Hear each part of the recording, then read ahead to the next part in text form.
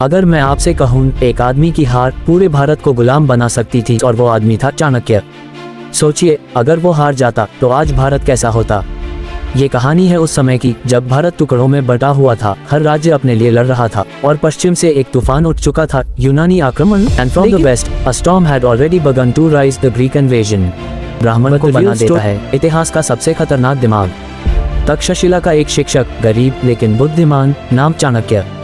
एक दिन वो पहुंचा मगध के राजा धनानंद के दरबार में, उम्मीद लेकर कि वो भारत को एकजुट कर सके। लेकिन राजा ने उसका अपमान कर दिया, उसे दरबार से धक्के मारकर निकाल दिया गया। और तभी उसने कसम खाई, मैं इस साम्राज्य को जड़ से उखाड़ दूंगा। लेकिन सवाल ये है, एक अकेला इंसान पूरे साम्राज्य को कैसे हरा सकता था। फिर चाणक्य को मिला एक छोटा सा लड़का, गरीब लेकिन आंखों में आग, नाम चंद्रगुप्त। चाणक्य ने उसमें देखा वो भविष्य जो पूरे भारत को बदल सकता था। उन्होंने उसे युद्ध, राजनीति, चालाकी, हर चीज सिखाई। धीरे धीरे एक सेना तैयार हुई, लेकिन सामने था मगध का विशाल साम्राज्य। और तभी पश्चिम से एक और खतरा आ गया, सिकंदर का आक्रमण। सोचिए, अगर उस समय भारत एकजुट ना होता तो क्या होता। यही वो पल था जिसने इतिहास को मोड़ दिया।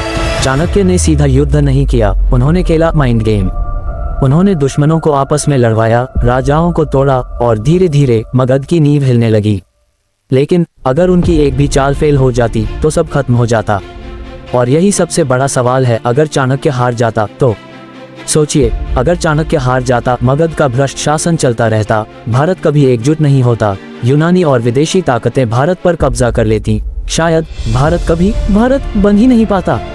कोई मौर्य साम्राज्य नहीं होता, कोई स्वर्ण युग नहीं आता, और शायद हमारी पहचान ही कुछ और होती। इतिहास हमें ये नहीं बताता, एक इंसान जिसके पास ना सेना थी ना पैसा, सिर्फ दिमाग और जिद, उसने पूरे इतिहास को बदल दिया। लेकिन सोचिए, क्या आज भी हमारे फैसले भविष्य को बदल सकते हैं।